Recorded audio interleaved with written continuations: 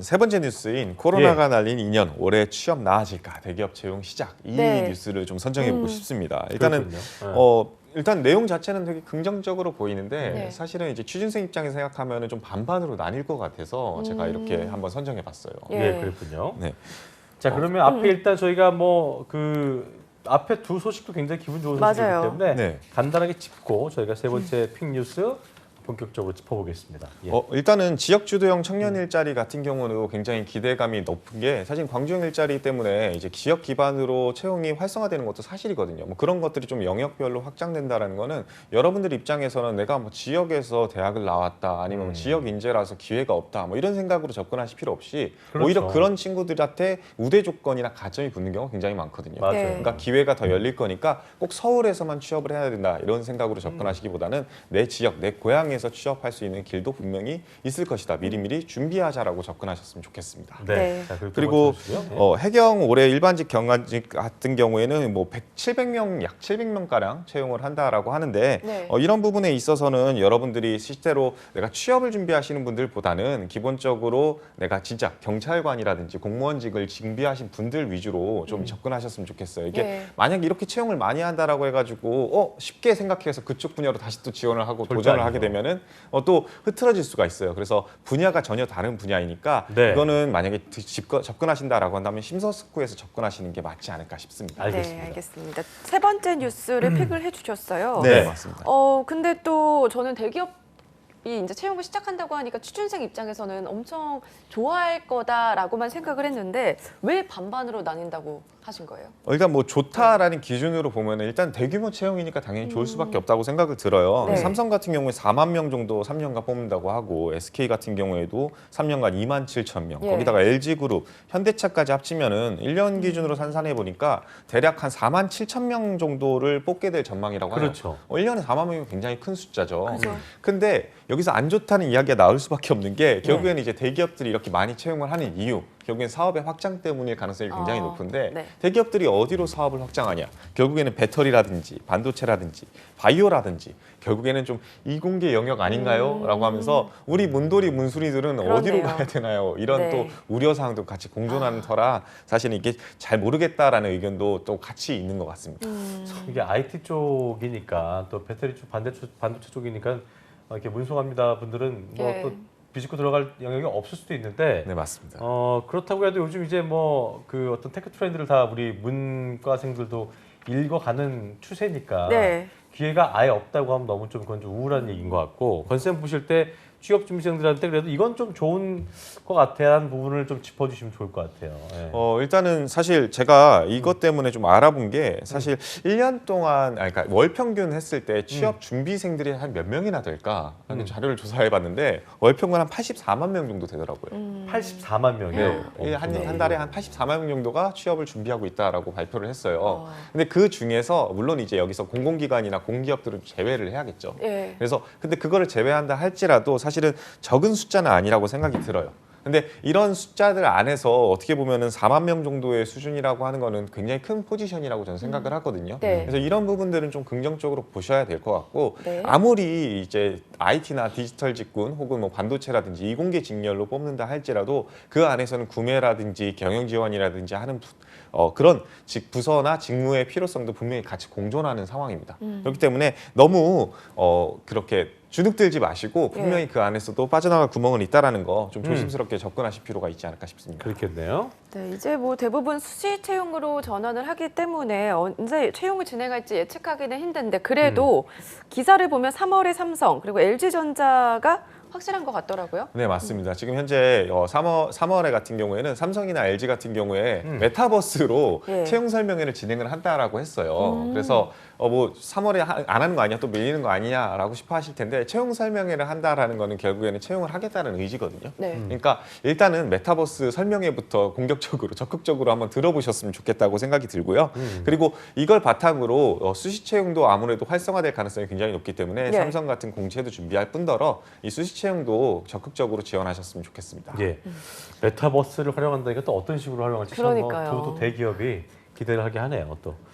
자, 그럼 삼성이나 LG에 뭐 지원하시는 분들 뭐 다들 체킹을 하고 계실 거고 또 많이 알고 있겠지만 당부할 사항이 분명히 있을 거고 또 이 부분은 진짜 잘 또 한 번 하기에도 모자라지 않다는 네. 부분을 좀 짚어보죠. 하나하나씩. 네, 첫 번째 같은 경우에는 앞서 제가 메타버스 채용 설명에 좀 공격적으로 들어라라는 얘기를 왜 했냐면은 네. 사실은 이게 채용 설명이 오프라인에서 하면은 내가 질의응답도 좀 편하게 하고 들을 게 더 많으니까 맞아요. 들어야지라고 하는데 온라인 채용 설명에 집중이 안 하면은 하죠. 집중 안 하고 듣지도 않습니다. 근데 사실은 온라인 채용 설명회가 질문하기는 더 좋은 요건이 많거든요. 그리고 또 메타버스라고 하니까 내 컴퓨터 상황이 안 좋아서 못 들어가 본다. 네. PC방이라도 가서 꼭 들어보셨으면 그러니까 좋겠어요. 핑계고. 맞아요. 그죠? 네, 사실 여러분들이 직무에 대한 이해도 혹은 이 일에 대한 이해도를 갖는 거 실제 현장에서 근무해보지 않고 나서는 유일하게 알 수 있는 방법이 현직자한테 물어보는 방법밖에 없거든요. 그렇다고 맞아요. 하잖아요. 그래서 항상. 채용 설명회에서 물어볼 수 있는 여러 요인 등의 요소들 중에 하나는 저는 직무에 대한 이해도라고 생각하는데 여러분들이 부족하거나 이해가 좀 모자란 부분들을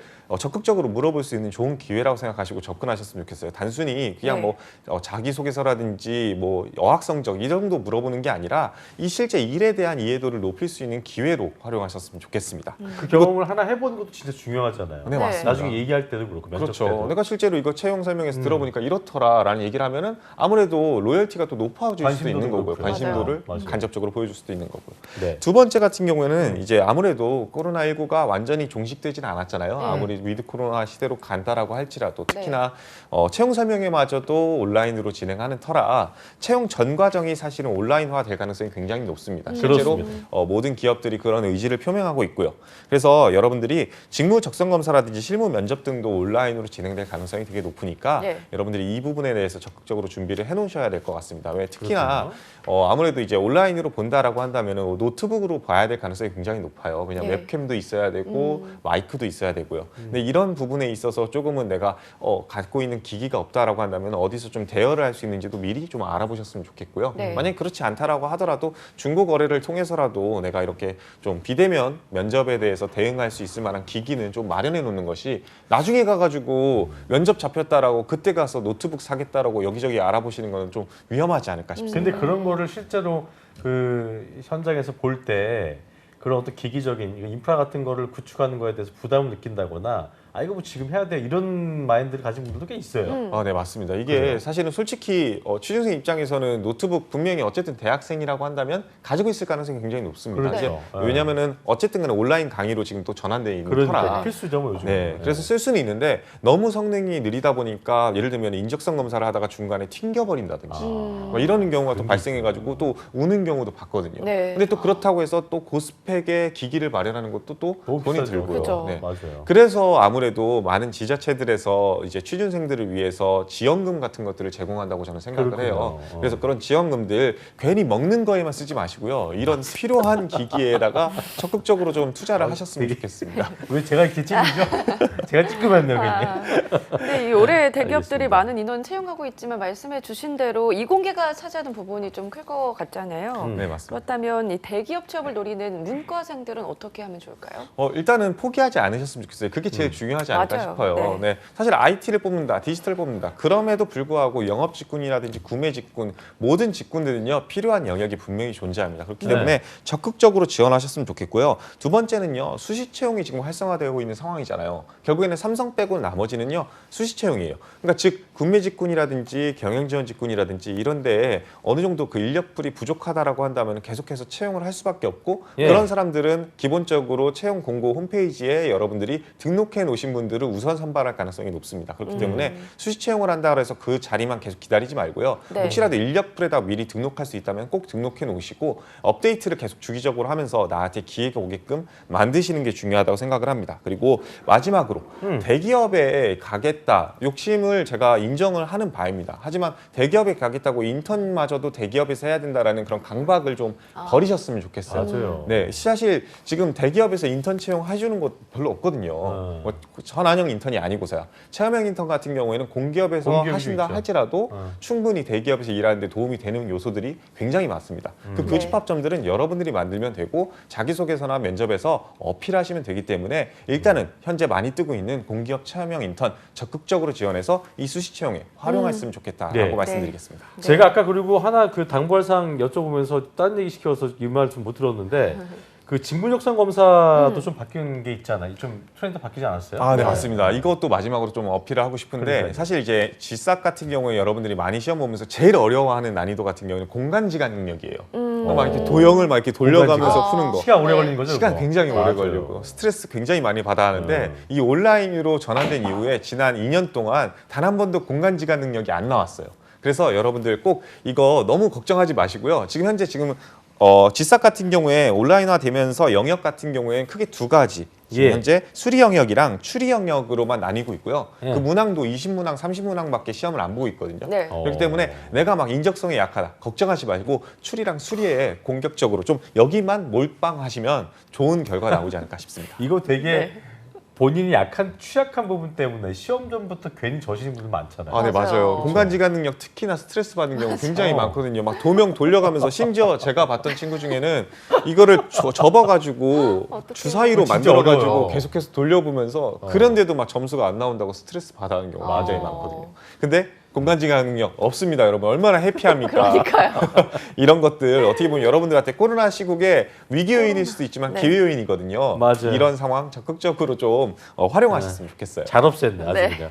자, 1부 마칠 시간인데 네. 건세 마지막 오늘 투데이 채용 뉴스에서 선정한 뉴스 원픽 있잖아요. 네. 이거 정리하면서 저희 마무리 짓겠습니다. 네, 이번에 코로나로 날린 2년 실제로 채용이 좀 드물었었는데 대기업들이 채용을 시작하면서 또 많이 뽑겠다라고 예정을 해놨어요. 물론 이제 삼성이라든지 LG 이공계 분야의 채용이 활성화되는 것도 맞지만 네. 그 안에서는 분명히 수시 채용으로 인해서 여러분들 문과생들도 많이 뽑겠다는 의지를 같이 담고 있는 거거든요. 네. 그렇기 때문에 그러니까요. 이공계, 인문계 가리지 말고 이번에 올해 꼭 이 기회 적극적으로 활용하셔서 좋은 결과 만드셨으면 좋겠습니다.